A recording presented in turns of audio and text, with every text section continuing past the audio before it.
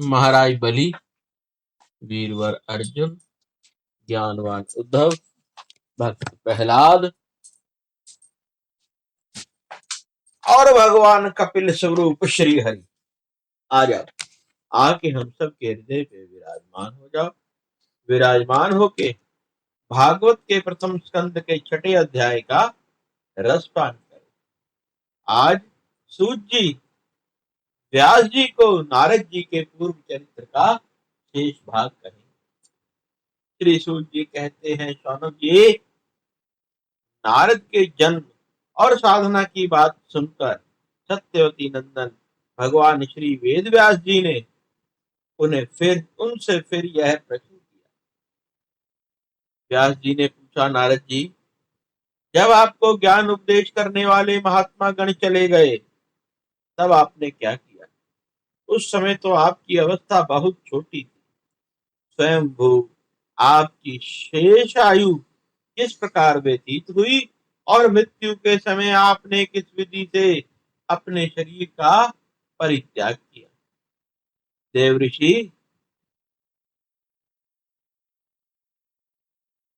काल तो सभी वस्तुओं को नष्ट कर देता है। उसने आपकी इस पूर्व कल्प की स्मृति को नष्ट कैसे नहीं किया?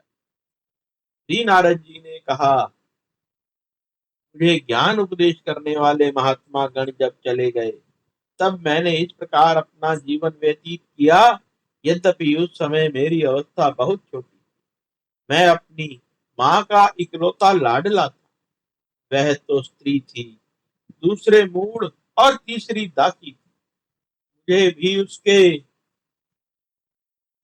सिवा कोई सहारा नहीं था। उसने अपने को मेरे स्नेह पाश से जकड़ रखा था। वह मेरे योगक्षेम की चिंता तो बहुत करती थी, परंतु पराधीन होने के कारण कुछ कर नहीं पाती। जैसे कठपुतली नचाने वाले की इच्छा के अनुसार ही नाचती है, वैसे ही यह संसार ईश्वर के अधीन है। मैं अपनी माँ के स्नेह बंधन में बंधकर उस ब्राह्मण बस्ती में ही रहा। मेरी अवस्था केवल 5 वर्ष की थी। मुझे दिशा, देश और काल के संबंध में कुछ भी ज्ञान नहीं था। एक दिन की बात है, मेरी माँ गो दोहने के लिए रात के समय घर से बाहर निकली। रास्ते में उसके पैर से सांप छू गया। उसने उस बिचारी को डस लिया। उस सांप का क्या दोष, काल की ऐसी ही प्रेरणा थी। मैंने समझा, भक्तों का मंगल चाहने वाले भगवान का यह भी एक अनुग्रह ही है। इसके बाद मैं उत्तर दिशा की ओर चल पड़ा और उस मार्ग में मुझे अनेकों धन धान्य से संपन्न देश, नगर, गांव, अहीरों की चलती फिरती बस्तियां, थाने, खेड़े, नदी और पर्वतों के तटवर्ती पड़ाव, वाटिकाएं, वन, उपवन और रंग बिरंगी धातुओं से युक्त विचित्र पर्वत दिखाई। कहीं जंगली वृक्ष थे जिनकी बड़ी बड़ी शाखाएं हथनियों ने तोड़ डाली थी। शीतल जल से भरे हुए जलाशय थे जिसमें देवताओं के काम आने वाले कमल थे। उन पर पक्षी की तरह तरह बोली बोल रहे थे और भौरे मंडरा रहे थे। यह सब देखता हुआ मैं आगे बढ़ा। मैं अकेला ही था। इतना लंबा मार्ग तय करने पर एक घोर गहन जंगल देखा।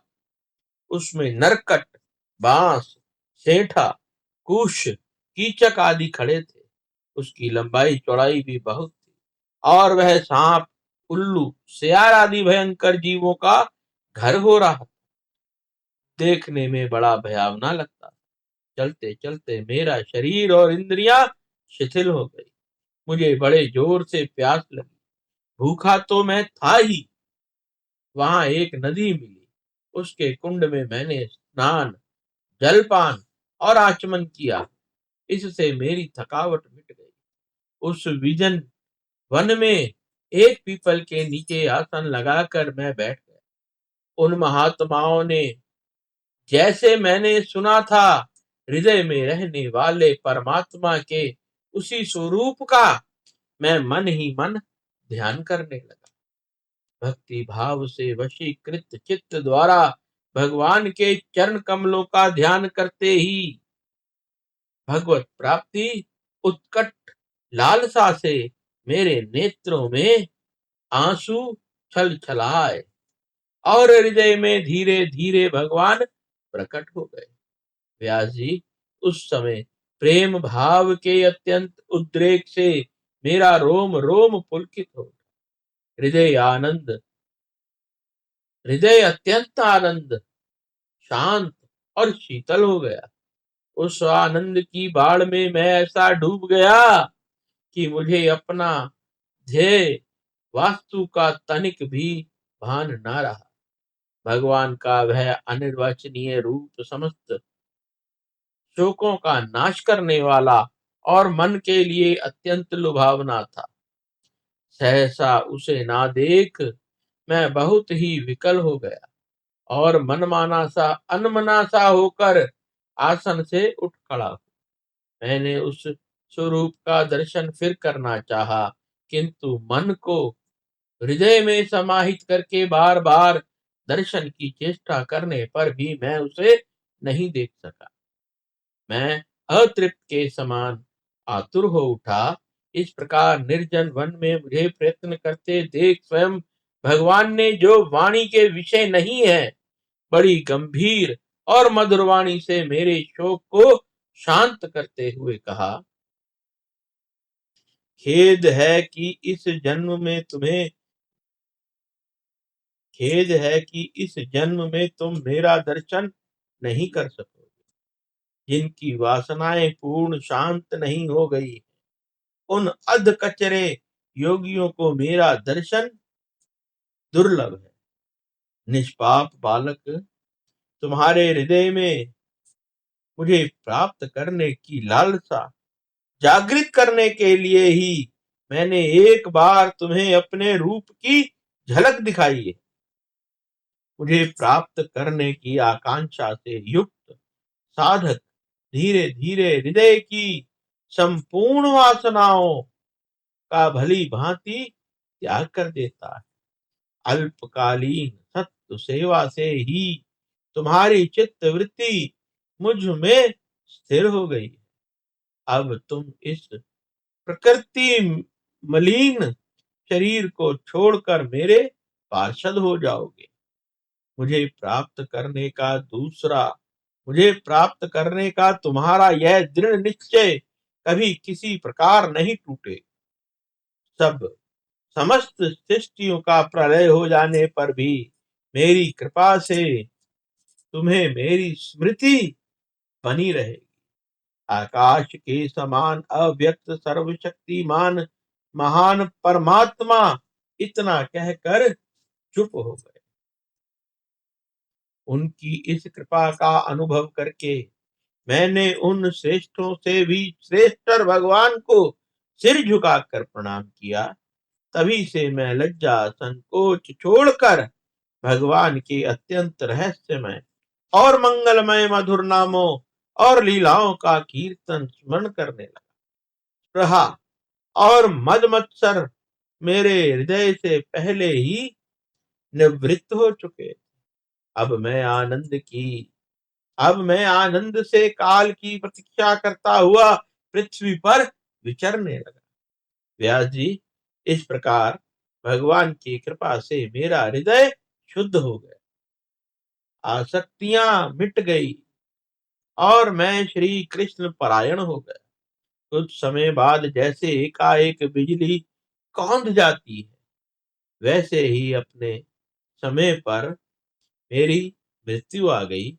मुझे शुद्ध भगवत पार्षद शरीर प्राप्त होने का अवसर आने पर प्रारब्ध कर्म समाप्त हो जाने के कारण पंचभौतिक शरीर नष्ट हो गया। कल्प के अंत में जिस समय भगवान नारायण एकार्ण वर्व के जल में शयन करते हैं, उस समय उनके हृदय में चैन की इच्छा से इस सारी सृष्टि को समेटकर ब्रह्मा जी जब प्रवेश करने लगे, तब उनके श्वास के साथ मैं भी उनके हृदय में प्रवेश कर गया। एक सहस्त्र चतुर्युगी बीत जाने पर जब ब्रह्मा जी जागे और उन्होंने सृष्टि करने की इच्छा की, तब उनकी इंद्रियों से मरीचि आदि ऋषियों के साथ मैं भी प्रकट हो गया। तभी से मैं भगवान की कृपा से वैकुंठ आदि और तीनों लोकों में बाहर और भीतर बिना रोक टोक के विचरण करता। मेरे जीवन का व्रत भगवत जन अखंड रूप से चलता रहता। भगवान की दी हुई इस स्वर ब्रह्म से वशीभूत वीणा पर तान छेड़कर मैं उनकी लीलाओं का गान करता हुआ सारे संसार में विचरता। जब मैं उनकी लीलाओं का गान करने लगता हूँ, तब वे प्रभु, जिनके चरण कमल समस्त तीर्थों के उद्गम स्थान है और जिनका यशो गान मुझे बहुत ही प्रिय लगता है, बुलाए हुए की भांति तुरंत मेरे हृदय में आकर दर्शन देते। जिन लोगों का चित्त निरंतर विषय भोगों की कामना से आतुर हो रहा है, उनके लिए भगवान की लीलाओं का कीर्तन संसार सागर से पार जाने का जहाज है। यह मेरा अनुभव है।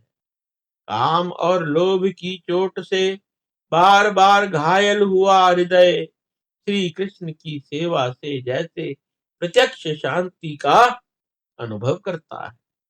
यम नियम आदि योग मार्गों से वैसे शांति नहीं मिल सकती। व्यास जी, आप निष्पाप हैं।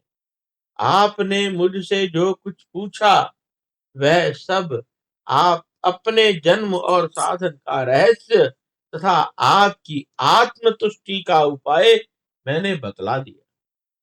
श्री सूत जी कहते हैं, शौनक आदि ऋषियों, देव ऋषि नारद जी ने व्यास जी के इस प्रकार कहकर जाने की अनुमति ली और वीणा बजाते हुए स्वच्छंद विचरण करने के लिए वे चल पड़े। अहो, ये देव ऋषि नारद धन्य है, क्योंकि ये शार्ग पाणी भगवान की कीर्ति को अपनी वीणा पर गाकर स्वयं तो आनंद मग्न होते ही है, साथ साथ इस त्रिताप्त जगत को भी आनंदित करते रहते हैं। बोलो नारद जी भगवान की जय, बोलो श्री कृष्ण जी की जय, बोलो व्यास जी भगवान की जय।